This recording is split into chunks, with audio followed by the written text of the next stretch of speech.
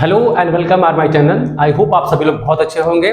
जिस प्रकार से हमने अभी जितनी भी क्लासेस मैं कंटिन्यू कर रहा हूं और रिवीजन क्लासेस की बेस पे कर रहा हूं कि कम से कम समय में आप इसको ज़्यादा से ज़्यादा टॉपिक को कवर किया जा सके, इसलिए मैंने आज थोड़ा क्या है की पॉइंट्स मैंने लिख दिया है। बस की पॉइंट्स को देख करके मैं सारा समराइज कर दूंगा, जो क्या होगा हमारा समय भी बचेगा और सारे पॉइंट्स भी कवर भी हो जाएंगे। चलिए स्टार्ट करते हैं। ठीक है, तो कल हमने जो रिसोर्सेज के बारे में बात किया था, तो वो रिसोर्सेज तो हो गए थे। हमने कल बायोटिक और अबायोटिक पढ़ लिया था और मैंने आपको ये जो रिसोर्सेज के कंपोनेंट है ना, ये भी बता दिया था आपको किस तरह से ये इसका प्रयोग करते हैं ना। जैसे ये ह्यूमन बींग था, ये हमारा नेचर था, है ना, नेचर था, ये हमारा टेक्नोलॉजी थी। ठीक है, और ये हमारा इंस्टीट्यूशंस थे, है ना। तो हमने बताया था कि हमारे पास जो भी रिसोर्सेज होंगे हमें उसको किस प्रकार से यूज करना है। हमें टेक्नोलॉजी के साथ साथ इंस्टीट्यूशन की भी जरूरत पड़ती है। हमने बताया क्योंकि ह्यूमन सेंट्रिक है भाई, अगर जो भी है, अगर किस नेचर ने अगर हमें ये सब कुछ दे दिया है, तो उस नेचर के द्वारा दिए गए चीजें हम जब तक उसको टेक्नोलॉजी के द्वारा उसको अपने यूज में न लाएं, तो शायद हम उस नेचर की जो रिसोर्सेज यूज नहीं कर पाएंगे। वह रिसोर्सेज क्या होते हैं, जब किसी भी रिसोर्सेज जो नेचर रिसोर्सेज जो हम हमारे नीड में आए, जो हमारे फुलफिलमेंट को पूरा करें, वही रिसोर्सेज होते हैं। अब मान लीजिए सपोज दैट कि अगर हमारे पास क्रूड ऑयल है ना, क्या है क्रूड ऑयल, ठीक है, क्रूड ऑयल है, ठीक, क्रूड ऑयल है, राइट। तो जब क्रूड ऑयल है तो भाई जब तक हमारे पास टेक्नोलॉजी नहीं होगी, सोचिए क्रूड ऑयल पहले नहीं था, पहले से प्रिजर्व था, लेकिन जब हम एनिशियंट इंडिया में जाए और मेडिवल में आए, ठीक है, और यहाँ तक कि मॉडर्न कुछ एरा तक आए, तो हम क्रूड ऑयल यूज नहीं कर पा रहे थे, उसको कैसे डगिंग करना है, हमारा टेक्नोलॉजी नहीं थी।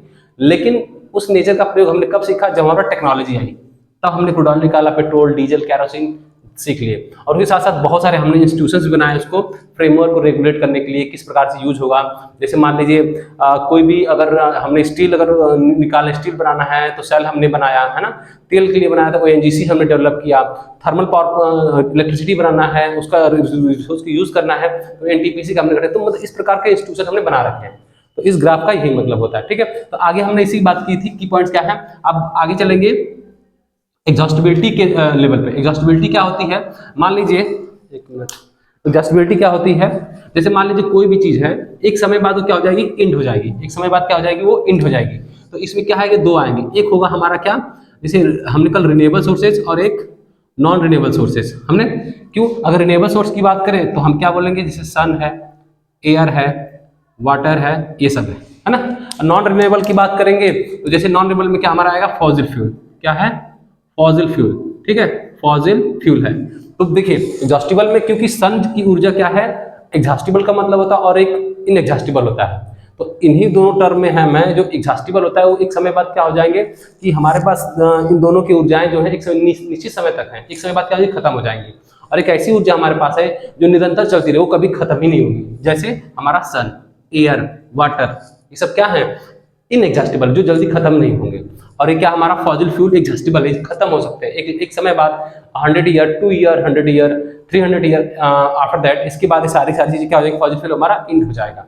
तो हमने क्या बोला कि एक ओनर बेसिस पे बायोटिक अबायोटिक था, एग्जॉस्टिबल बेसिस, एग्जॉस्टिबिलिटी बेसिस पे रिन्यूएबल और नॉन रिन्यूएबल आ जाएंगे। ठीक, आगे हम ओनरशिप बेसिस पे बात करेंगे, है ना। ओनरशिप क्या होता है, जैसे मान लीजिए ओनरशिप है तो मतलब इंडिविजुअल के तौर पे, इसको दो भागों में मतलब कई भागों में कैटेगराइज कर सकते हैं। जैसे इंडिविजुअल लेवल पे, जैसे इंडिविजुअल लेवल पे आप क्या कह सकते हैं कि ऐसे जो खुद के लैंड्स होते हैं, खुद की जो भूमि होती है ना, कि हमारा पास खुद का प्रॉपर्टी है, खुद का लैंड है, खुद की बिल्डिंग्स है, तो ये हमारी क्या इंडिविजुअल प्रॉपर्टी है ना। तो वो हमारे क्या है, जो हम उसको यूज में लाते हैं। हमने बोला रिसोर्स क्या होता है, ऐसे रिसोर्स जिसको हम यूज कर सके। ठीक है, वीडियो सही है, हाँ ठीक है, ठीक है, जिसको हम यूज कर सके, तो उसे हम क्या बोलेंगे, इंडिविजुअल रिसोर्सेज। भाई खुद के हमारे लैंड होते हैं, एग्रीकल्चर करते हैं, बिल्डिंग खुद की है हमारी, तो इस प्रकार की जो चीजें होती है इंडिविजुअल लेवल पे होती है, और इनका जब हम यूज करते हैं तो उसे हम क्या बोलते हैं, इंडिविजुअल रिसोर्सेज। आगे क्या है, नेशनल है ना, नेशनल है आपका, इंटरनेशनल है, ठीक है, और उसके साथ साथ रिजर्व है। अगर हम नेशनल लेवल की, अच्छा, दूसरा एक कम्युनिटी लेवल, क्या है, एक कम्युनिटी लेवल। अब देखिए कम्युनिटी लेवल क्या है, जैसे आपने देखा होगा गार्डन, गार्डन होता है ना, गार्डन हो गया, गार्डन है आपका, ठीक है, फॉरेस्ट है, कुछ रिजर्व फॉरेस्ट की बात छोड़, कुछ ऐसे फॉरेस्ट हैं जिसमें कुछ लोगों को अथॉरिटी होती है, ठीक है, गार्डन हो गया। पार्क हो गया, पार्क है कुछ, है ना, कुछ ऐसे प्लेसेस होंगे जहाँ पे कम्युनिटी कम्युनिटी कम्युनिटी प्लेस बनाए जाते हैं, जहाँ आप लोग बातचीत करते हैं सभी लोग के लिए अलाउ होता है, कुछ ऐसे फॉरेस्ट हैं जो सभी लोग के अलाउ होता है। तो इस प्रकार की जो चीजें रिसोर्सेस होते हैं जो कम्युनिटी बेसिस पे यूज करते हैं, जो सभी लोग यूज कर सके, ठीक है, उसको हम क्या बोलेंगे, कम्युनिटी रिसोर्सेस। जैसे गार्डन हो गया, पार्क हो गया, आपका कम्युनिटी हॉल हो गया, है ना, और स्मॉल लेवल पे जो फॉरेस्ट, कम्युनिटी फॉरेस्ट हो गए। एक कम्युनिटी फॉरेस्ट होता है जो स्मॉल लेवल पे सभी लोग उसमें जाकर के अपनी नीड के अकॉर्डिंग चीजें यूज कर सकते हैं, ठीक है। तो ये क्या हो गया, कम्युनिटी फॉरेस्ट, ठीक है। एक नेशनल लेवल पे आइए, नेशनल लेवल पे क्या होता है कि जैसे मान लीजिए हमारे भारत में जो भी चीजें हम इंडिया लेवल पे जो भी रिसोर्सेज का हम प्रयोग करते हैं, या फिर हम अगर ओशियन की बात करें, ओशियन की बात करें, जो हमारा कोस्ट लाइन होता है ना, कोस्टल लाइन होता है, राइट, जो हमारा कोस्ट लाइन होता है, उस कोस्ट लाइन की जो कोस्टल लाइन से बात करें, कोस्टल से लेकर के 12 नॉटिकल माइल, कितना, 12 नॉटिकल माइल की बात करें, है ना, ये जो रिसोर्सेस होते हैं हमारे ओशियन से लेकर, जहां से हम ओशियन से 12 किलोमीटर, 12 किलोमीटर नहीं, सॉरी, 12 नॉटिकल माइल। अभी अगर नॉटिकल माइल की बात करें तो आप जानोगे कि एक नॉटिकल माइल इसको टू होता है 1.856 समथिंग होगा, किलोमीटर में आता है, ठीक है। तो ये याद रख लीजिएगा, कहीं पूछ सकते तो 1 नॉटिकल माइल इसको कितना होता है, 1.856 किलोमीटर, ठीक है। तो जो नेशनल रिसोर्स क्या होते हैं, जो कोस्टल लाइन से 12 किलोमीटर तक एक्सटेंडेड होते हैं, वहां पे जितनी भी रिसोर्सेज का प्रयोग करना चाहते हैं, फिशिंग करना चाहते हैं, कोई मिनरल्स निकालना चाहते हैं ना, तो वो कर सकते हैं, कितने किलोमीटर, 12 नॉटिकल माइल तक, ठीक है। तो इसे हम, ये जो हम करेंगे उसे क्या बोलेंगे, नेशनल रिसोर्सेज। और वहीं पे अगर हम इंटरनेशनल की बात करें तो ये द्वारा क्या होता है, एक्सटेंड हो जाता है हमारे कोस्ट लाइन से, हमारे जो कोस्ट लाइन होती है करीब करीब 200 नॉटिकल माइल, कितना, 200 नॉटिकल माइल तक जो इंटरनेशनल बाउंड्री होती है, वो किसी भी जो ट्रीटी बनाई गई है किसी भी स्टेट कंट्री के लिए, हमारे कोस्टल लाइन से, जो ओशियन की कोस्टल लाइंस होते हैं, वहां से 200 नॉटिकल माइल तक जितने भी रिसोर्सेस हैं, हम उसमें से फिशिंग हो गया या फिर क्रूड ऑयल की प्रोडक्शन हो गए, कोई मिनरल का डगिंग करना है, हम वहां से क्या कर सकते हैं, एक्सट्रैक्ट कर सकते हैं। तो इस प्रकार के रिसोर्सेज क्या बोलेंगे हम, इंटरनेशनल रिसोर्सेज, ठीक है, जो 200 नॉटिकल माइल तक एक्सटेंडेड होते हैं, हम यूज कर सकते हैं। आफ्टर दैट उसके बाद हम नहीं कर सकते, ठीक है, क्योंकि हम ट्रीटी का उल्लंघन करेंगे, वायलेट करेंगे। एंड आफ्टर दैट क्या है एक रिजर्व फॉरेस्ट क्या होता है, जैसे मान लीजिए कि ठीक है, रिजर्व फॉरेस्ट क्या होता है, ऐसे फॉरेस्ट जो पर्टिकुलरली गवर्नमेंट के द्वारा या फिर किसी संस्था के द्वारा रिजर्व कर दिए जाते हैं, है ना, उसमें किसी को अलाउ नहीं होता है, रिजर्व फॉरेस्ट की तरह होते हैं। इसका मतलब देखिए, फॉरेस्ट भी कई प्रकार के होते हैं, रिजर्व फॉरेस्ट होते हैं, कुछ कम्युनिटी फॉरेस्ट होते हैं। तो रिजर्व का मतलब होता है कुछ ऐसे सेक्टर जो भारत सरकार जो प्रीशियस आयुर्वेदिक चीजें हो गई या मेडिसिन के लिए निकालना है, या फिर कुछ इंपॉर्टेंट गुड्स हो गए, है ना, तो इसको क्या करती है भारत सरकार, रिजर्व कर देती है। वाइल्ड लाइफ एनिमल्स हो गए, इस प्रकार की फॉरेस्ट जो होंगे रिजर्व फॉरेस्ट होंगे। लेकिन फिर भी हम वहां से कुछ न कुछ अपनी नीड के अकॉर्डिंग सरकार के द्वारा, जो गवर्नमेंट वहां की अथॉरिटी जो होती है, वहां से उन चीजों को क्या करती है, एक्सट्रैक्ट करती है, लेकिन उसको सभी लोग को अलाउ नहीं होता। इस प्रकार के रिसोर्सेज को हम रिजर्व, क्या बोलेंगे, रिजर्व, ठीक है। अब रिजर्व फॉरेस्ट की बात करें, अब कुछ ऐसे रिसोर्सेज होते हैं, जैसे मान लीजिए ये रिजर्व है, तो कुछ ऐसे रिजर्व फॉरेस्ट हो गया, लेकिन कुछ हमसे रिजर्व रहते हैं। जैसे मान लीजिए कि कुछ ऐसे रिसोर्सेज हमारे पृथ्वी के अंदर है ना, पृथ्वी के अंदर है, प्रेजेंट टाइम में है, पड़े हुए हैं, लेकिन हम उसका अभी क्या कर रहे हैं, यूज नहीं कर पा रहे हैं, है ना, यूज नहीं कर पा रहे हैं। जैसे स्टॉक होता है, जैसे मान लीजिए रिजर्व के तौर पर पोटेंशियल रिसोर्सेज स्टॉक है, और ठीक है, तो ये दोनों में क्या है, पोटेंशियल रिसोर्सेज क्या है कि अगर हम बात करें, जैसे राजस्थान है ना, राजस्थान में है, राजस्थान देखेंगे कि वहां पे सोलर एनर्जी, एक विंड एनर्जी, मतलब लॉट ऑफ में अवेलेबल है ना, पोटेंशियल बहुत ज्यादा वहां पे, लेकिन हम वहां से इसका यूज क्या कर पाते हैं, बहुत ही कम कर पाते हैं। सोलर पैनल लगा रहे हैं, लेकिन अब धीरे धीरे हम अब आगे की तरफ एक काम कर रहे हैं, सोलर पैनल लगा रहे हैं, है ना, कि जिसकी वजह से ज्यादा ज्यादा हम वहां से एनर्जी क्या कर सके, कंज्यूम कर सके, विंड लगा सके, विंड एनर्जी का यूज कर सके। तो इस प्रकार के जो पोटेंशियल ऑलरेडी उसमें मौजूद है, लेकिन हमें उसको क्या करना है, यूज करना है। इस प्रकार के रिसोर्सेज क्या कहेंगे हम, पोटेंशियल रिसोर्सेज, ठीक है। रिजर्व का मतलब है कि ऑलरेडी हमारे जैसे अभी रिसेंटली आपने सुना होगा न्यूज कि जम्मू एंड कश्मीर में लिथियम की रिजर्व पाए गए हैं, तो मतलब ये ऑलरेडी पड़ा हुआ है, लेकिन अब इसको हम यूज नहीं कर पा रहे। इन केस हमें टेक्नोलॉजी आएगी, जिस प्रकार से चीजें हमें प्रेजेंट टाइम पड़ी हैं, तो उस टेक्नोलॉजी का अभी शायद ऐसी बहुत सारे मिनरल्स हैं, हमारा टेक्नोलॉजी न होने की वजह से हम उसका एक्सट्रैक्शन नहीं कर पाते, लेकिन वो प्रेजेंट टाइम में रिजर्व है, ठीक है। तो इस प्रकार के रिसोर्स क्या बोलेंगे, reserve resources. After the stock, है ना, स्टॉक है, स्टॉक का मतलब क्या है, जैसे आपने कभी देखा ही होगा कि कोई भी चीज हम रख देते हैं, भाई स्टॉक में रख दो, फिर आफ्टर सम टाइम बाद हम यूज कर पाएंगे, है ना। तो कुछ कंट्री से हम कोई चीज ऑयल परचेस कर लेते हैं, या फिर हमारे पास जो ऑलरेडी रिजर्व में पड़े, जो ऑलरेडी स्टॉक में पड़े हुए हैं, है ना, कि हम इन फ्यूचर उसका यूज कर सकें, तो इस प्रकार के रिसोर्स को बोलेंगे स्टॉक रिसोर्सेस।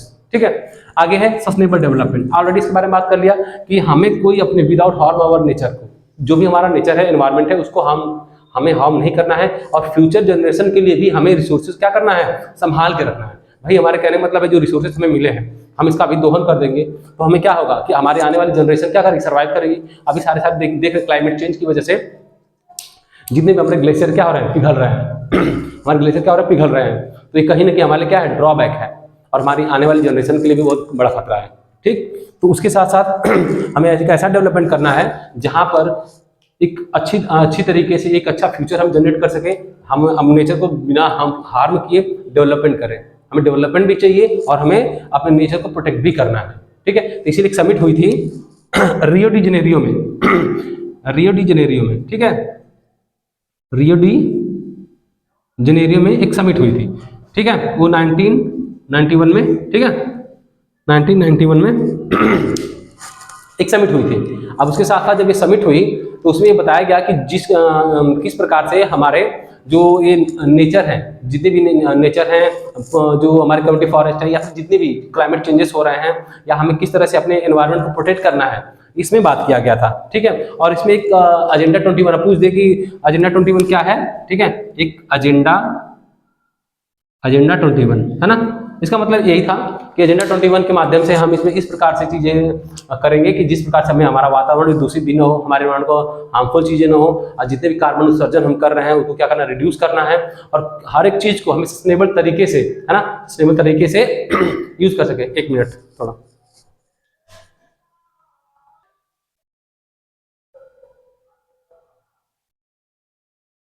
ठीक है, आगे देखते हैं कि हमने ये हो गया। उसके साथ साथ हमने 1991 की, ठीक है, जैसे रीडिनेरियम हुआ और उसके साथ एजेंडा 21 की हम बात कर रहे थे। तो एजेंडा 21 यही था कि जितने भी हमारे पे नेचर हैं उसको हमें किस तरह प्रोटेक्ट करना है। ठीक है, और उसके साथ साथ ये जो समिट की गई थी, इसको हम ये जो समिट की गई थी, ये बताया गया कि समिट में कि भाई अगर हम इंडस्ट्रियलाइजेशन कर रहे हैं, है ना, ज़्यादा इंडस्ट्रीज ओपन कर रहे हैं, तो उससे निकलने वाले जो धुएं हैं, या फिर हम अगर कहीं ऐसे एनवायरनमेंट में अगर कोई इंडस्ट्री सेटअप कर दिए, है ना, किसी इंडस्ट्री सेटअप कर दिया, तो उस इंडस्ट्री को सेटअप करने से उससे क्या वाटर पॉल्यूशन होंगे। वाटर कहाँ जाएगा भाई, रिवर में जाएगा, तो रिवर पॉल्यूटेड होगा, वहाँ की जो कम्युनिटी होगी उनको डिस्टर्ब होगा, वहाँ पे जो पशु पक्षी जीव जंतु रहते हैं उनके जो वाटर एयर पोल्यूशन होगा वो भी हार्मफुल होंगे। तो इस सारा चीज ध्यान रखते हुए एजेंडा 21, जो एजेंडा 21 का मतलब आप ये कह सकते हैं कि अच्छा एक मिनट, सॉरी गलती हो गई यहाँ पे, एक मिनट, ये 1992 कर लीजिएगा। ठीक है, सॉरी।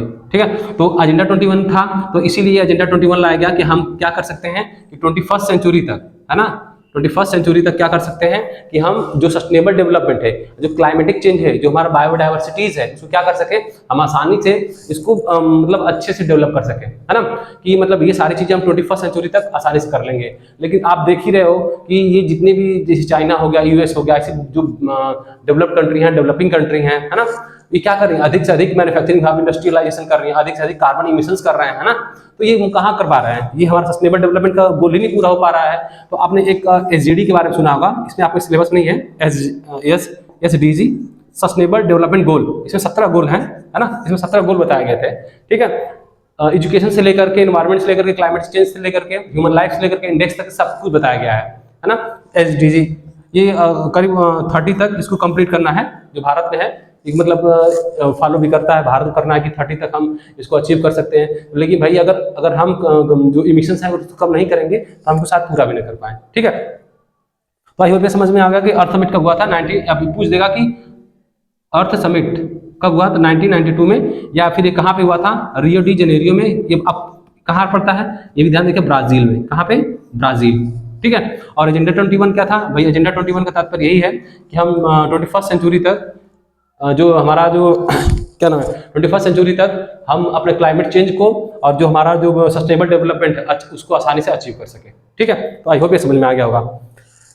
आगे चलते हैं, रिसोर्स प्लानिंग। देखिए आगे है ये टॉपिक, रिसोर्स प्लानिंग। आखिर रिसोर्स प्लानिंग क्या होता है, देखिए आपने देखा होगा कि कुछ ऐसे स्टेट हैं जहाँ पे मिनरल्स बहुत अधिक हैं, लेकिन वहाँ पे जो डेवलपमेंट है नहीं है। जैसे आप झारखंड की बात कर लें, इसको हम मिटा दे रहे हैं थोड़ा, ठीक है।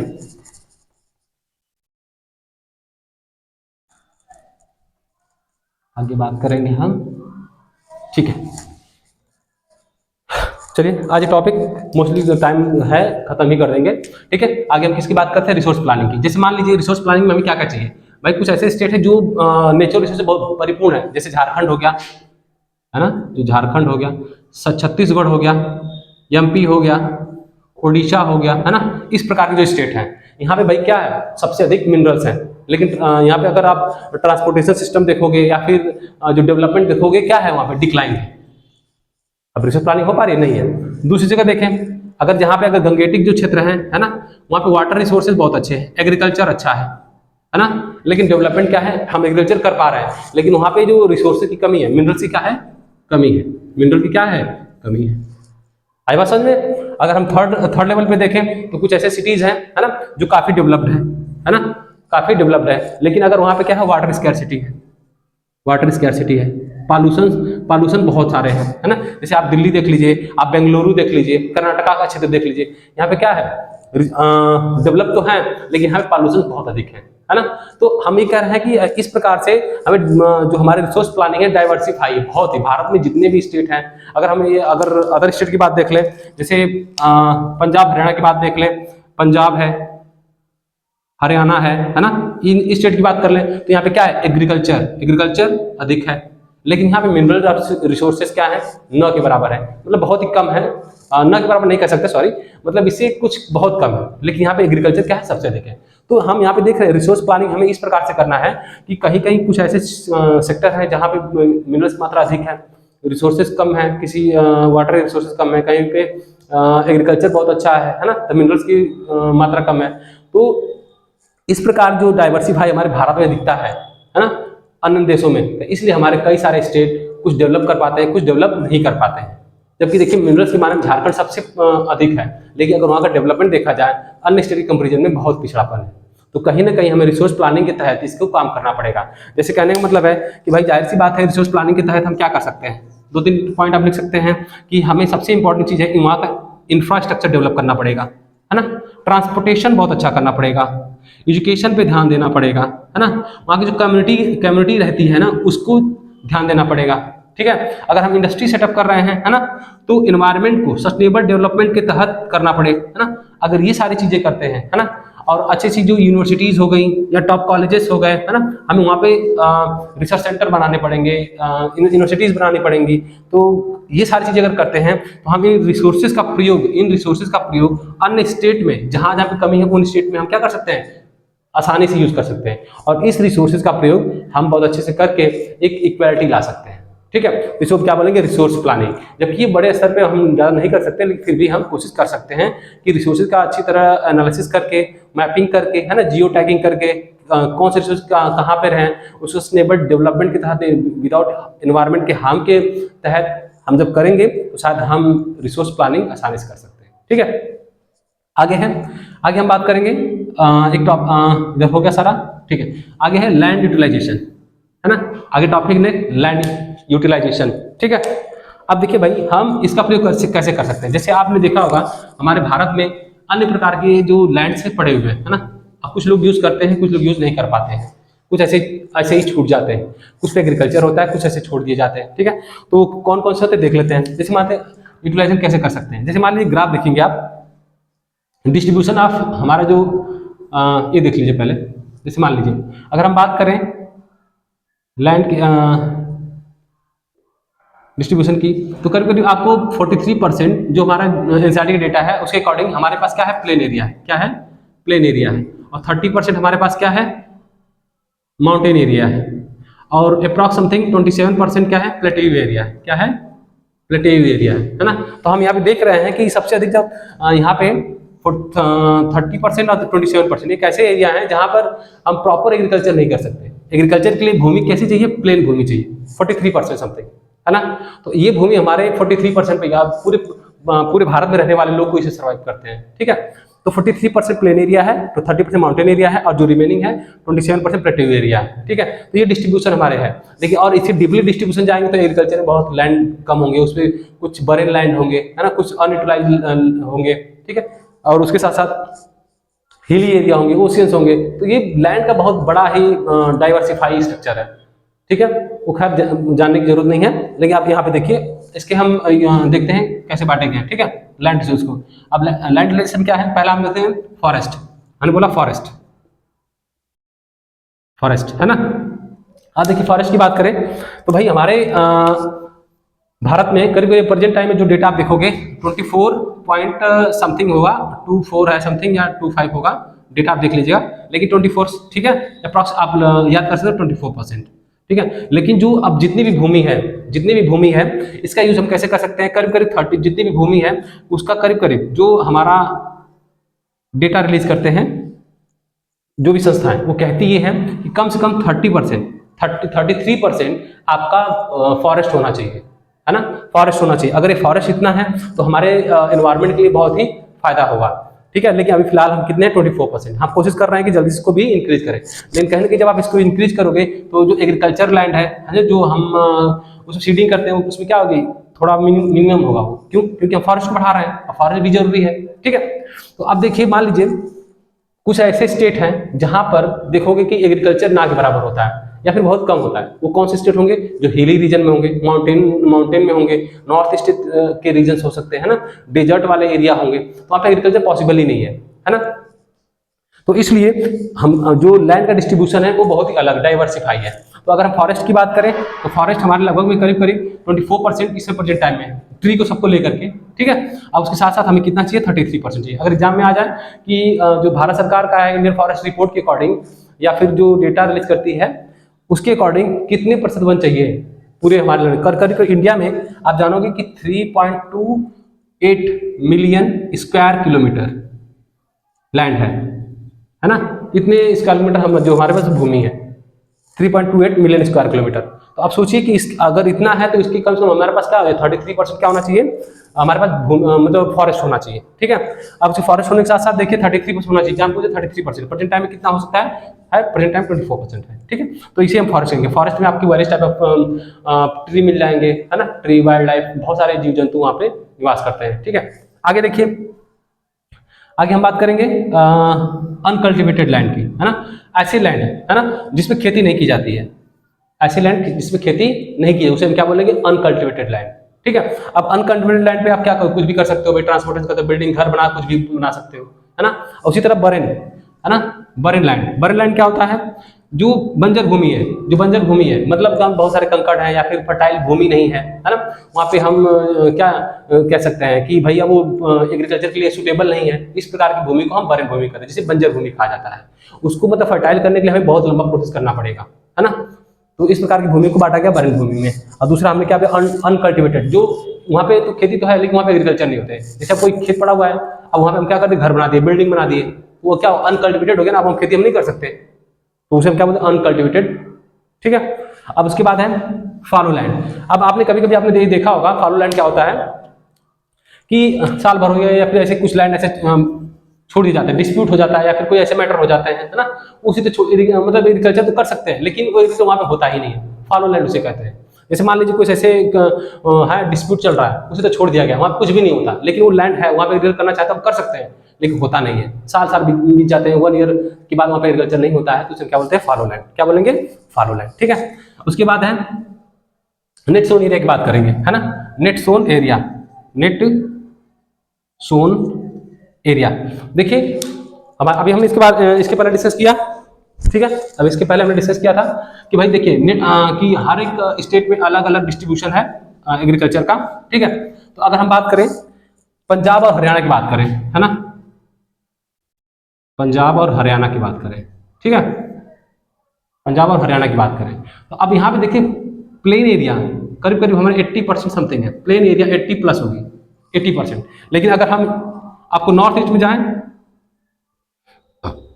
में जाएं, करीब करीब आपको 80% एरिया क्या मिलेगी, माउंटेन मिलेगी। तो अब देखिए क्या है, अब हमने क्या बोला यहाँ पे नेट सोन एरिया की बात कर रहे हैं, तो कहने का मतलब है कि ऐसा एरिया, ठीक है, जो पर्टिकुलर जितना भी एरिया हो हम उसको सीडिंग कर सकते हैं, एक साल में जितना हमने बोया सीडिंग कर सकते हैं, हार्वेस्ट कर लेते हैं, उसे क्या बोलेंगे, नेट सोन एरिया।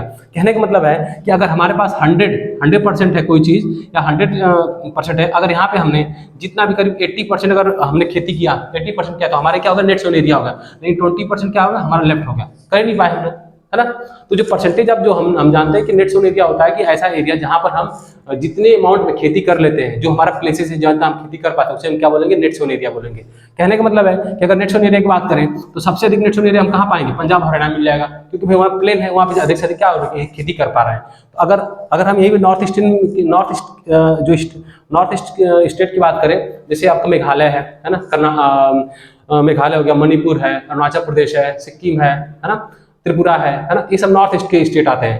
तो यहाँ पे मैक्सिमम क्या है, हिली एरिया, माउंटेन एरिया है, यहाँ पे खेती करना बहुत ही कॉम्प्लिकेटेड होता है, तो यहाँ पे खेती हम नहीं कर सकते, राइट। जब खेती नहीं कर सकते तो यहाँ पे नेट सोन एरिया क्या होगा, यहाँ पे कम होगा, नेट सोन एरिया यहाँ पे कहाँ कम होगा। तो कहने का मतलब है कि हम एक साल के अंदर जितनी भी मतलब भूमि हमारे पास होती है, जितना हम उसमें सीडिंग कर सकते हैं पर्टिकुलर एरिया में, जितना हार्वेस्ट कर लेते हैं, उसी एरिया को हम क्या बोलते हैं, नेट जोन एरिया बोलते हैं। ठीक है, आई होप की चीज आपको समझ में आई होगी। ठीक है, आगे देखते हैं। अब हमारे पास एक टॉपिक है लैंड डिग्रेडेशन का और सॉइल का। ठीक है, कितना टाइम हो गया, सही चल रहा है। ठीक है, आगे हमारे पास है अब इसका मतलब है कि नेट सोन एरिया का मतलब हम समझ जाएंगे, सबसे अधिक कोई चीज जहां सबसे अधिक हम खेती कर पा रहे हैं उसे हम क्या बोलेंगे, नेट सोन एरिया बोलेंगे।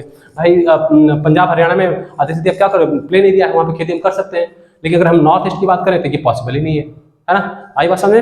तो चलिए आगे बात करते हैं लैंड डिग्रेडेशन। ठीक है, लैंड डिग्रेडेशन।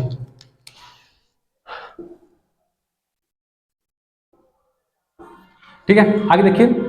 इसका मतलब यह है कि अगर आप कोई भी आज के प्रेजेंट टाइम में जो भी हम इसमें दोनों हम बात करें, कंजर्व कैसे करेंगे और डिग्रेडेट कैसे हो रहा है।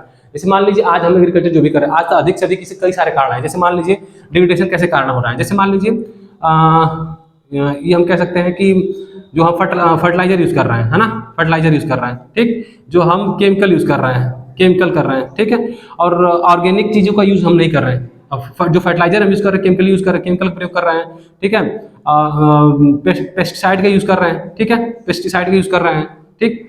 तो अब कहने का मतलब है लैंड डिग्रेडेशन कैसे हो रहा है। जैसे मान लीजिए अधिक बारिश हो रही है ना, तो कहीं भी वाटर लॉगिंग हो जाती है, पानी बहुत सारा जम जाता है, वहाँ पे जो लैंड होता है उसकी जो मात्रा होती है, फर्टिलिटी क्या होती है, डिक्रीज हो जाती है। क्या होती है, डिक्रीज हो जाती है ना। अब उसको एसिडिक हो जाती है ना। अब एसिडिक बनाने के लिए हम कैल्शियम कार्बोनेट का प्रयोग कर सकते हैं कि उसकी एसिडिक क्या हो जाए, मतलब बेस मिलाते हैं कि वो उसकी जो एसिडिक है वो कम हो जाए, रिड्यूस हो जाए। उसके बाद हम फर्टिलिटी कर पाएंगे, हमारी जो एग्रीकल्चर है फर्टिलिटी हो पाएगी। एंड आफ्टर दैट क्या है कि हम अधिक से अधिक देख रहे हैं, पहले क्या था, ऑर्गेनिक चीज़ों को यूज़ करते थे, लेकिन आज हम केमिकल चीज़ अधिक यूज़ कर रहे हैं, है ना, जिससे जो लैंड की जो मात्रा है वो क्या और घट रही है। ठीक है, और उसके साथ साथ क्या है, फर्टिलिटी वो भी डिक्रीज हो, फर्टिलाइजर यूज कर रहे हैं केमिकल के द्वारा बने हुए जो है, तो वो भी डिग्रेड कर दे रहे हैं। अगर पेस्टिसाइड हम यूज कर रहे हैं, जितने भी हमारे माइक्रो न्यूट्रिएंट्स होते हैं या माइक्रो ऑर्गेनिज्म होते हैं जो सॉइल के लिए बहुत फायदेमंद होते हैं, वो भी क्या हो रहे हैं, मर जा रहे हैं, जिसकी वजह से लैंड डिग्रेडेशन की प्रॉब्लम हो रही है। और लैंड डिग्रेडेशन की कई सारी समस्याएं, ये तो मैंने हम सॉइल की बात कर दिया। अब उसके साथ देख लीजिए, जैसे मान लीजिए ओवर ग्राइजिंग है ना, ओवर ग्राइजिंग हम कर देते हैं। जैसे मान लीजिए कि सपोज दैट और हमने या फिर पानी फ्लो हुआ तो सारा मिट्टी के ऊपर फर्टिलिटी होती है बह जाती है ना।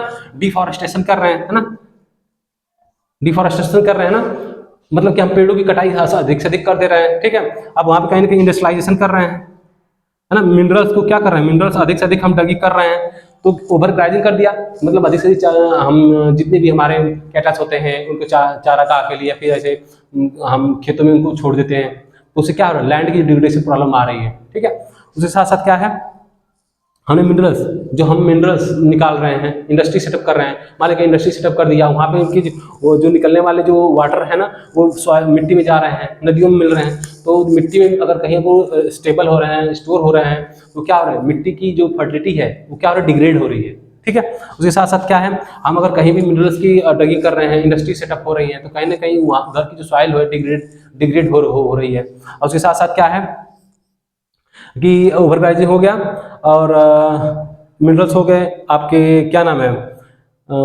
इंडस्ट्री सेटअप कर दिया, है ना, और डिफॉरेस्टेशन कर दिया। ठीक है, डिफॉरेस्टेशन मतलब क्या है कि हम अधिक से अधिक पेड़ों की कटाई कर रहे हैं, अंधाधुंध कटाई कर रहे हैं, जिसके लैंड डिग्रेडेशन क्या हो रहा है, बढ़ता जा रहा है। ठीक है। अब भाई इसके साथ साथ क्या करें, अब हमें भी अब सारी प्रॉब्लम्स हैं, अब इसको हमें दूर करने के लिए कुछ तो उपाय करने पड़ेंगे, है ना, इसको कुछ तो उपाय करने पड़ेंगे हमें। चलिए देखते हैं। अब देखिए मान लीजिए हमने तो हो गया, अब इसको कंजर्व कैसे करें, है ना, इसको लैंड ड्यूरेशन को कंजर्व कैसे, ठीक है, कंजर्व कैसे करें। जैसे भाई देखिए हमें क्या करना है, पहला ओवर ग्राइजिंग को रिड्यूस करना है, ओवर ग्राइजिंग को रिड्यूस करना है, ठीक है। हमें सबसे अधिक फॉरेस्ट को इंक्रीज करना है, ये याद, फॉरेस्ट को इंक्रीज करना है। जो इंडस्ट्री से निकलने वाले जो भी वेस्ट मटेरियल हैं, ठीक है, वेस्ट मटेरियल है, उनको क्या करना है, डिक्रीज करना है, ठीक है। और उसके साथ साथ जो हम पेस्टिसाइड एग्रीकल्चर में ऐसी जो चीजें यूज कर रहे हैं, है ना, जो केमिकल की जो चीजें हम यूज कर रहे हैं ना, उसको रिड्यूस करना है, ठीक। फर्टिलाइजर में अधिक से अधिक जो हम यूज कर रहे हैं उसको रिड्यूस करना है। तो अगर, और उसके साथ साथ जब हम अगर कर रहे हैं तो जो अगर हम फॉरेस्ट लगा रहे हैं या फिर खेती कर रहे हैं तो उसको चारों तरफ से बर्डिंग करना है ना, बांध देना है ना, बर्ड कर दें या फिर उसको हम बांध दें कि चारों तरफ से हम बैरिकेडिंग कर दें, जो सॉइल का इरोजन हो रहा है वो ना हो पाए। तो अगर ये सारी चीजें अगर हम करते हैं तो कहीं ना कहीं हम क्या बोलते हैं, अपने लैंड को क्या कर सकते हैं, बचा सकते हैं या कंजर्व कर सकते हैं, ठीक। आई होप ये चीजें आपको समझ में आ गई होंगी, इसे लैंड डिग्रेडेशन की समस्या क्या है और उसको कंजर्व कैसे किया जाएगा, ठीक है। एक मिनट भाई, थोड़ा एक जस्ट मिनट, ठीक है। तो अब यहाँ पे हो गया। अब इसके साथ साथ हम आगे जो हमारा आगे वाला टॉपिक जो पढ़ेंगे हम, ये इसके कंफर्म हो गया और इसके टॉपिक जितने भी हमने कवर किए थे वो क्लियर हो गए। और इसके साथ साथ अगर कंजर्व करना है हमारे जितने भी ठीक है, जितने भी हमारे लैंड डिग्रेडेशन है उसमें हम ये सारी चीज़ें अगर रिड्यूस कर दें तो कहीं ना कहीं हम इसको बचा सकते हैं। अच्छे इसकी प्लानिंग करें, इंडस्ट्री सेटअप कर रहे हैं तो वहाँ पे इंडस्ट्री सेटअप करें तो इफेक्टिव प्लानिंग के साथ करें, है ना। उसके साथ साथ जो भी हम अधिक से अधिक, हमने बोला ना, अधिक से फॉरेस्ट लगाएं, है ना, फॉरेस्ट लगाएं, या फिर कभी खेती कर रहे हैं तो हम वाटर को जो फ्लो हो रहा है उसको चारों तरफ से क्या बांध दें। अगर ये सारी चीजें कर रहे हैं तो कहीं ना कहीं हम लैंड को इसको बचा सकते हैं, ठीक है। आगे आगे चलते हैं। आगे नेक्स्ट है आपका सॉइल की बात करेंगे, है ना। सॉइल देखिए क्या होता है, सॉइल क्या होता है, जो अर्थ का जो अपर पास्ट होता है जिसे हम क्रस्ट कहते हैं, जो अपर पास्ट होता है उसे हम क्या बोलते हैं, सॉइल। सॉइल कई सॉइल को डिटेल नहीं हम पढ़ना चाहते, बस आप जान रहे रिवीजन क्लासेज है। तो सॉइल का मतलब जहाँ पे हम खेती करते हैं, और सॉइल भी कई प्रकार के हमारे स्टेट में वेरियस टाइप ऑफ सॉइल पाई जाती है। अगर हम जो इंपॉर्टेंट सॉइल है हम उसके बारे में जान लें, क्या क्या कौन कौन सॉइल है। जैसे आपकी एलुवियल सॉइल है, एलुवियल सॉइल है, ठीक है, एलुवियल सॉइल है। दूसरा आपकी है ब्लैक सॉइल, ब्लैक सॉइल है, ठीक है। तीसरा आपका है red and yellow, red and yellow, ठीक है। आपको चौथा आप पढ़ेंगे लैटराइट सॉइल है, लैटराइट सॉइल है, ठीक है। पांचवा आप पढ़ोगे लैटराइट के बाद आपका हो जाएगा एरिड सॉइल है, एरिड सॉइल है। उसके बाद एक फॉरेस्ट सॉइल है जो हमने आगे डिस्कस कर लिया है, फॉरेस्ट है ना, फॉरेस्ट सॉइल है, ठीक। ये सारे टॉपिक हैं जो, और उसके साथ साथ एक और आपका बच जाता है सॉइल इरोजन, सॉइल इरोजन, ठीक है। अब सॉइल इरोजन के क्या कारण हो सकते हैं, जैसे रनिंग ऑफ वाटर हो सकता है ना, running of water, running of water हो सकता है, ठीक है। हैवी रेनफॉल हो सकता है, ठीक, हैवी रेनफॉल हो सकता है, ठीक। और उसके साथ साथ डिफॉरेस्टेशन है ना, डिफॉरेस्टेशन हो गया। उसके साथ साथ डिफॉरेस्टेशन हो गया, ठीक है। और इसके साथ इसको हम कंजर्व कैसे करेंगे ये जान लीजिए, है ना। कंजर्व कैसे करना है तो हम क्या कर सकते हैं, फॉरेस्टेशन अधिक से अधिक कर सकते हैं, है ना, फॉरेस्ट लगा सकते हैं, कंटूर फार्मिंग कर सकते हैं, कंटूर फार्मिंग कर सकते हैं, ठीक है। कंटूर टेरिस फार्मिंग कर सकते हैं, है ना, टेरिस फार्मिंग कर सकते हैं। और क्या कर सकते हैं, क्या नाम है, टेरिस फार्मिंग या जो सीढ़ीदार खेती होती है उसी की हम बात कर रहे हैं, ठीक। तो चलिए दोनों टॉपिक है, इसको क्लियर करने के बाद हम इस टॉपिक एंड करते हैं, ठीक है। चलिए देखिए एलुवियल सॉइल क्या होती है, देखिए कैसी बहुत ही वेरी फर्टाइल होती है, ये बहुत ही फर्टाइल होती है, ठीक है। और इसमें आपकी जो इस सॉइल में आपको सबसे अधिक क्या क्या मिल सकता है, आपको पोटास, ठीक है, लाइम, पोटेशियम, पोटेशियम, ये सारी चीजें इसमें क्या है, पोटेशियम या फास्फोरिक, सॉरी फास्फोरिक, पोटेशियम लिख दिया, फास्फोरिक, स्पेलिंग कभी हो तो देख लीजिएगा, ठीक है। फास्फोरिक मतलब एलुवियल सॉइल में अगर 3-4 चीज ध्यान दीजिएगा, इसमें क्या होता है, पोटास हो गया, लाइम पाया जाता है, फास्फोरिक, और ये रिच सॉइल होती है। क्या होती है? रिच सॉइल होती है। और ये बनती कैसे है? जो हमारा गंगा और ब्रह्मपुत्र जो हिमालय रीजन से जो रिवर्स आती हैं, अपने साथ बहुत सारे सेडिमेंट्स लाती हैं। और ये जो ब्रह्मपुत्र का डेल्टाई क्षेत्र है, महानदी का कृष्णा गोदावरी का जो क्षेत्र होता है ना, ये यहाँ पे इसको जमा करती है। जो ब्रह्मपुत्र का जो महानदी का जो क्षेत्र होता है, जहाँ पे डेल्टा बनाते हैं, वो भूमि क्या होती है? बहुत ही फर्टाइल होती है। जो यूपी वाला क्षेत्र हो गया, जो कोस्टल क्षेत्र होंगे, है ना। और इस प्रकार की जो सॉइल जो है, महानदी है, बेसिन है, वहाँ पाया जाएगा, कृष्णा के में पाया जाएगा, है ना। तो इस प्रकार की सॉइल बहुत फर्टाइल होती है। और ये किसके लिए सबसे फेमस है? वीट के लिए हो गया, है ना। वीट हो गया, ग्रेन हो गया, पैडी हो गया, बार्ली हो गया, ये सारी चीजें जो है ना, मैक्सिमम यहाँ पे प्रोडक्शन अधिक होता है। बार्ली नहीं छोड़िए, तो ये 3 चीजों का ज्यादा प्रोडक्शन होता है। और इसमें क्या क्या पाया जाएगा? पोटास, लाइम और फास्फोरस या फास्फो कह सकते हैं, ये पाया जाता है। और इसमें इसी में आपको एक नाम सुनने को मिलेगा, खादर और बांगर। खादर और बांगर, देखिए खादर क्या होता है, बांगर क्या होता है? एक ओल्ड एलुवियल सॉइल होती है, एक ओल्ड एलुवियल सॉइल होती है, और ये न्यू एलुवियल सॉइल होती है, न्यू एलुवियल सॉइल होती है। इसका मतलब है कि सबसे अधिक फर्टाइल कौन होगी? खादर वेरी फर्टाइल होगी। लेकिन बांगर क्या होगा? ये लेस फर्टाइल होगा। मतलब ये फर्टाइल होता ही नहीं है, इसमें कंकर होते हैं। क्या होते हैं? कंकड़ होते हैं ना, वो होता है, इसलिए ये ज्यादा फर्टाइल नहीं होते हैं। वीडियो से चल रहा है, ठीक है डन। ये ज्यादा फर्टाइल नहीं होते हैं, ठीक है। अब इसीलिए 2 भागों में, जैसे तराई रीजन हो गया ना, ये तराई क्षेत्र में जो बेल्ट होते हैं, वहाँ पे फर्टिलिटी बहुत अच्छी होती है। तो इसीलिए हम एलुवियल सॉइल क्या होता है? बहुत फर्टाइल होती है। इसमें पोटास हो गया, लाइम हो गया, फास्फोरिक चीजें मौजूद होती है। जो रिच कंपोनेंट ऑफ क्रॉप्स हो गए, जैसे आपका वीट हो गया, ग्रेन हो गया, है ना, पल्सेस हो गए, ये सारा इसमें बहुत अच्छे से होता है, ठीक है। और जो क्षेत्र है, महानदी वाला क्षेत्र हो गया, यूपी वाला पार्ट हो गया, है ना, ब्रह्मपुत्र डेल्टाई क्षेत्र हो गया, जो कोस्टल प्लेन वाला एरिया हो गया, वहाँ पे, ठीक है। दूसरा है ब्लैक सॉइल। देखिए ब्लैक सॉइल कैसे होता है? जो यहाँ पे वल्केनोज होते हैं, जैसे मान लीजिए ये वल्केनोज है ना, ये सॉरी ये है, यहाँ से वल्केनोज फॉर्म हो रहा है, ठीक है, वल्केनो फॉर्म। तो अब यहाँ पे एक लेयर बन जाती है ना। जब ये लेयर आफ्टर सम टाइम बाद ये जब सॉलिड हो जाती है ना, तो इसी को हम बेसाल्टिक लावा कहते हैं। क्या कहते हैं? बेसाल्ट कहते हैं। क्या कहते हैं? बेसाल्ट। क्या बोलेंगे? सॉरी, बेसाल्ट कहेंगे। इसको रेगुर सॉइल भी कहते हैं। क्या कहते हैं? रेगुर सॉइल भी कहते हैं, ठीक है। ये कॉटन के लिए सबसे फेमस है। किसके लिए? कॉटन के लिए। किसके लिए? कॉटन के लिए। कॉटन के लिए फेमस है, ठीक है। ये कॉटन की सबसे अधिक फेमस है। अब देखिए इसमें तो क्या नाम है, इस वाले सॉइल में आपकी फर्टिलिटी अधिक होती है। इसमें क्या स्टिकी होते हैं, क्या होते हैं? स्टिकी होते हैं, ठीक है, ये जो सॉइल होती है। और उसके साथ साथ देखिए, और इसका जो क्षेत्र है ब्लैक सॉइल, जहाँ पे जो डेक्कन वाला पार्ट हो गया, सौराष्ट्र वाला पार्ट हो गया, है ना, और इसमें कॉटन बहुत अच्छा होता है, ठीक। और ये कैसे बने हैं? जो वल्केनो से जो लावा निकले हुए, जो आफ्टर सम टाइम बाद वो सॉलिड बन गए, जो बेसाल्ट के रूप में थे। ये जो लेयर है ना ऊपर वाली, ठीक है, एक लेयर हो, मान लो एक पहले से लेयर है, और ऊपर से एक लेयर जो बन गई, ये जो लेयर ऊपर जो फॉर्म हो रही है, मान लीजिए कोई लेयर पहले से यहाँ पे है, ठीक। और इसके ऊपर जब लावा बनते गया, तो ये जो सॉइल मिली है, जो हमें मिली है, इसी क्या कहेंगे? ब्लैक सॉइल कहेंगे। क्या कहेंगे? ब्लैक सॉइल, ठीक है। और ये इसमें सबसे अधिक क्या होगा? कॉटन। क्या होगा? कॉटन, ठीक है। आगे है रेड एंड येलो सॉइल। ध्यान दीजिए, रेड और येलो सॉइल क्या होता है? रेड और येलो सॉइल ऐसे सॉइल होते हैं जब ये जो मैंने आपको बताया कि जब टेम्परेचर की वजह से, या मेटाफोरिक रॉक जो होते हैं, या फिर वेदरिंग के प्रोसेस की वजह से, ये जो लेयर है क्या है? हट जाएगी। क्या हो जाएगी? हट जाएगी। और जो पहले की जो लेयर है, जो पहले की लेयर जब वापस मिल जाती है, तो इसी से ये लेयर जब वेदरिंग प्रोसेस होता है, बायोलॉजिकल प्रोसेस होता है, तो ये क्या हो जाती है? डाउनफॉल होते हैं। डाउनफॉल कर क्या बना लेते हैं? Laterite soil. क्या बना लेंगे? सॉरी लैटेराइट नहीं, ये रेड एंड येलो सॉइल बनाएंगे, ठीक है। और जब ये हाइड्रोजनेटेड प्रोसेस होता है, जिसकी वजह से जब ये पहले वाला जो लेयर थी, मान लीजिए जब भी लावा बना होगा, तो पहले की लेयर पड़ी होगी, उसके बाद इस पर लावा फॉर्म हुआ होगा। जब मैग्मा नीचे से बाहर लावा निकलता है, तो इसे बना होगा। तो इसी जो दूसरी लेयर थी, बेसाल्ट बन गया, और बेसाल्ट ही को क्या बोलते हैं हम, और फिर धीरे धीरे आफ्टर सम टाइम बाद वो ब्लैक सॉइल में कन्वर्ट हो गए। अब उसी ब्लैक सॉइल पे जब ये जो पहले जो लेयर थी, ये हट गई, और जो पहली लेयर बची है, अब वही लेयर क्या कहलाती है? Red and yellow soil.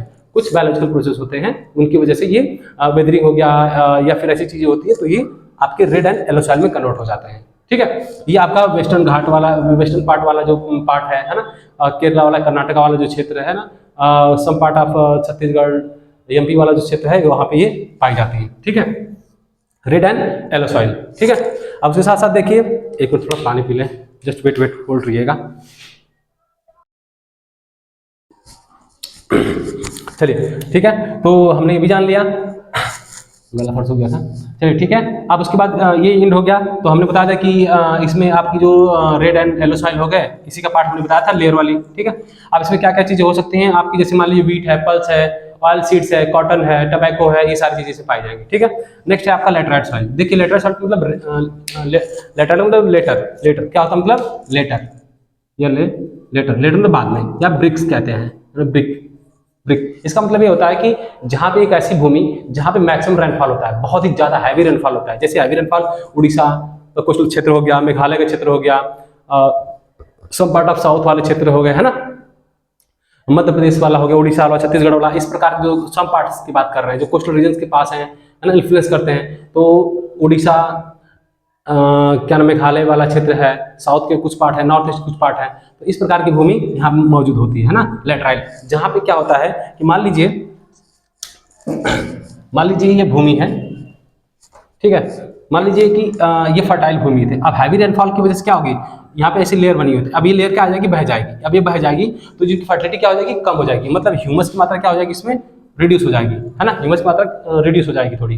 जब रिड्यूस हो जाएगी तो यहाँ पे क्या होगा, फर्टिलिटी थोड़ी डिक्रीज हो जाएगी। हाँ, लेकिन इसमें नाइट्रोजन क्या होता है, नाइट्रोजन नहीं होता इसमें, नाइट्रोजन नहीं होता, लेकिन फास्फोरिक होता है ना, वो सबसे अधिक होता है, याद रखिएगा। इसमें नाइट्रोजन की मात्रा कम होती है, होती ही नहीं है। ठीक है, अब इसलिए इसको हम क्या कहते हैं, लेटराइट सॉइल। ठीक है, और ये सम पार्ट ऑफ द, मैंने बता ही दिया, उड़ीसा, मेघालय ऐसे वाले क्षेत्र में मौजूद होते हैं। और ये जो भूमि होती है, इसका मतलब होता है जहाँ पे हैवी रेनफॉल होता है, ये वहाँ मौजूद होती है। ठीक है, आगे है एरिड सॉइल। अब एरिड का मतलब है शुष्क, इसके पहले ही एरिड सॉइल का मतलब ऐसे क्षेत्र है जहाँ पे 50 सेंटीमीटर से कम बारिश होती है, जहाँ पे 50 सेंटीमीटर से कम बारिश होती है, उसको हम क्या बोलेंगे, एरिड सॉइल। जैसे राजस्थान का क्षेत्र, राजस्थान क्षेत्र। अब यहाँ पे होगा क्या आपका, जैसे बार्ली हो गया, है ना, मिलेट्स हो गए, बार्ली मिलेट्स ऐसा समथिंग ऑफ वीट्स कह सकते हैं ना, इस प्रकार की फसल यहाँ पे पाई जाती है। ठीक है, ये यहाँ पे न्यूट्रिएंट्स की मात्रा थोड़ी कम होती है।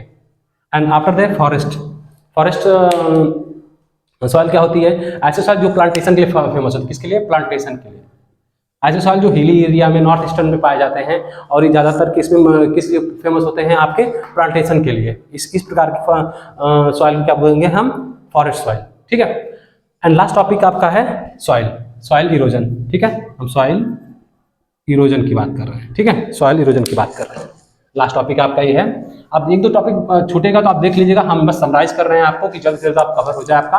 कल हम इसका ज्योग्राफी का सेकंड लेक्चर सेकंड टॉपिक का लेके आएंगे। ठीक है, अब सॉइल इरोजन क्या है, हमने बताया कि विंड फ्लो होती है, उससे सॉइल इरोजन हो सकते हैं। हैवी रेनफॉल होता है तो भी होता है, डिफॉरेस्टेशन करेंगे तो भी होगा। हमने ऑलरेडी बता रखा है कि वाटर की वजह से या रैनी की वजह से, है ना, एयर विंड की वजह से, ठीक है, डिफॉरेस्टेशन की वजह से, ये सारी चीजें, या रनिंग वाटर जो है उससे, ये सारे क्या है आपके सॉइल इरोजन के कारण है।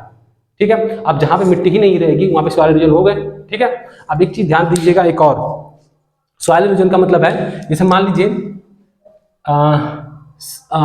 एक है गुली इरोजन, नाम ने सुना होगा। ठीक है, गुली इरोजन क्या होता है, इसी का पार्ट है। देखिए गुली इरोजन क्या होता है, जैसे मान लीजिए छोटे छोटे जब बारिश होती है, छोटे छोटे इस तरह से बनते हैं, इस तरह से ऐसे ऐसे, इसको रील्स कहते हैं, इसको रील्स कहते हैं। जो आप बनाते हो वो रील्स नहीं, इसको क्या बोलते हैं, रील्स। अभी जब यही रील्स की मात्रा जब बढ़ जाती है तो उसे क्या बोलेंगे, गुली इरोजन। क्या बोलेंगे, गुली इरोजन। कहने का मतलब है कि मान लीजिए कोई लैंड है, ठीक, अब यहाँ पे बारिश हो रहा है इस तरह से, ठीक है, इस तरह से। अब ये जो छोटे छोटे बड़े हो गए, अब देखिए यहाँ पे क्या होगा, बहुत बड़े स्पेस हो गया इसमें, है ना, पानी बहते बहते गड्ढा हो गया।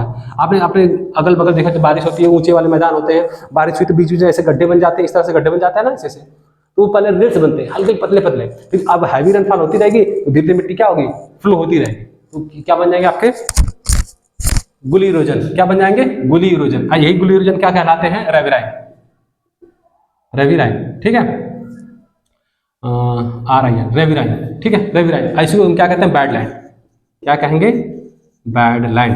अब भाई देखिए, रिवराइन का मतलब है कि भाई जब एक भूमि है इस प्रकार से है,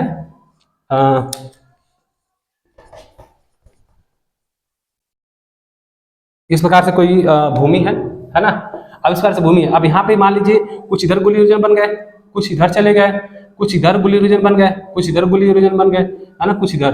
तो अभी जो बने हैं ना, रिवराइन हो गए, है है ना। अब बीच में कहीं प्लेन एरिया बचा ही नहीं, जब प्लेन एरिया बचेगा नहीं तो इसे हम क्या कहेंगे, बैड लैंड, बैड लैंड, या फिर हम कह सकते हैं uncultivated, uncultivated land. I hope समझ में आ गया होगा ये, ठीक है। हाँ, कुछ चीजें हैं, अगर एक दो चीज छूटा हुआ आप देख लीजिएगा, कुछ मिस्टेक हुआ तो उसके लिए सॉरी कैसे कहना चाहते हैं कि थोड़ा डेटा होता है ना, तो थोड़ा ब्रेन में कितना है कि आपको सारा डेटा लिखाना पड़ता है, तो अगर कहीं गलती होगी तो आप उसके लिए सॉरी, अगर होगा तो आप जरूर कमेंट करिएगा। और लास्ट में एक चीज हम भूल गए थे, उसमें हम ज्योग्राफी में पढ़ा रहे थे, तो वर्ल्ड बैंक में एक डेटा था जो करंट, उसमें पुराने बुक में तो लेकिन करंट डेटा 189 था, जो हमने बताया था कि वर्ल्ड बैंक में कितने पार्टिसिपेटिंग कंट्री हैं, वो आप देख लीजिए, इसको करेक्शन कर लीजिएगा, ठीक है। तो बस ये हो गया। और आप काम बताएं, आप सॉइल को कंजर्व कैसे करना है। हमने बोला सॉइल को कंजर्व करने के लिए हम क्या क्या कर सकते हैं भाई, पहले प्लांटेशन लगाएं, प्लांटेशन या प्लांटेशन क्या कह सकते हैं, या फॉरेस्ट अधिक से अधिक करें, फॉरेस्ट अधिक से अधिक करें, ठीक है। या हम क्या कर सकते हैं, खेतों को प्लॉगिंग कर दें, या खेतों को अगर हम जोत देते हैं, है ना, जब मिट्टी भरी है जोत देते हैं, अगर उसमें इरिगेशन कर दें, इरिगेशन, है ना, तो पानी भरा हुआ है तो वो सॉइल इरोजन नहीं होगा, ठीक है, तभी बच सकता है। प्लांटेशन अधिक कर दे, फॉरेस्ट अधिक लगाएं, है ना, कंटूर फार्मिंग करें, है ना, कंटूर की फार्मिंग कर दे, उसके साथ टेरिस फार्मिंग करें, है ना, टेरिस फार्मिंग कर लें। या फिर आपने जो माउंटेन एरिया है ना, आपने देखा होगा जो माउंटेन एरिया है, जो माउंटेन एरिया होते हैं, है ना, जो माउंटेन एरिया होते हैं, ऐसे एरिया को हम क्या करें, देखोगे माउंटेन एरिया पे खेती हम नहीं कर सकते, तो वहाँ पे क्या कर सकते हैं, माउंटेन एरिया इस तरह से है तो हम क्या कर सकते हैं, वहाँ पे सीढ़ी नुमा खेती कर सकते हैं, है ना, सीढ़ी नुमा, इस तरह से सीढ़ी नुमा खेती कर सकते हैं कि बारिश हो तो पानी को हम क्या कर सकते हैं, वो नीचे सॉइल इरोजन न हो और आसानी से वहाँ पे हम खेती कर सकते हैं और सॉइल को प्रोटेक्ट कर सकते हैं। ऐसे जो प्लेन एरिया है वहाँ पे हम वाटर सप्लाई करते हैं, यहाँ पे ग्रासलैंड कर सकते हैं, या फिर ये भी कर सकते हैं मैक्सिमम प्रोडक्शन ऑफ ग्रासलैंड, अगर बहुत अधिक हम घास उगा देंगे तो वहाँ पे हमारा क्या होगा, सॉइल इरोजन नहीं होगा, ठीक है। तो आई होप ये सारे टॉपिक मैंने कवर कर दिए हैं, इसमें अगर एक दो टॉपिक छोटा होगा तो आप देख लीजिएगा। और मैंने जितनी भी कोशिश की है कि आपको ज़्यादा से ज़्यादा चीज़ें आसानी से सटीक से बता सकूं, और मैंने पूरी कोशिश की है। हाँ, थोड़ा सा अप एंड डाउन होगा तो आप इसको मैनेज कर सकते हैं, कर लीजिएगा, ठीक है, क्योंकि ह्यूमन एरर तो कहीं भी हो सकते हैं, ठीक है। तो एक दो अगर डेफिनेशन की गलती होगी तो उसके लिए सॉरी फॉर दैट, लेकिन बट मैंने पूरी कोशिश की है कि आपको सारा टॉपिक कवर कराने की, ठीक है। तो कल हम ज्योग्राफी का सेकंड लेक्चर लाएंगे, ठीक है। तो आई होप ये टॉपिक कंप्लीट होता है और आप इसको जरूर विजिट करिए, और रिवीजन बेसिस पे आप आराम से इसको दे सकते हैं। 2 पार्ट में मैंने बना दिया है, ओवरऑल 1 घंटे का, उससे ज़्यादा 1 घंटे 10 मिनट की क्लासेज होंगी पूरी, ठीक है। क्लास बने रहने के लिए आपको बहुत बहुत धन्यवाद, थैंक यू सो मच। एक दो टॉपिक छूटा होगा तो आप मैनेज कर लीजिएगा, ठीक है। इसी क्लास के साथ आज के लिए इतना ही, मिलते हैं कल। तब तक के लिए थैंक यू सो मच, जय हिंद।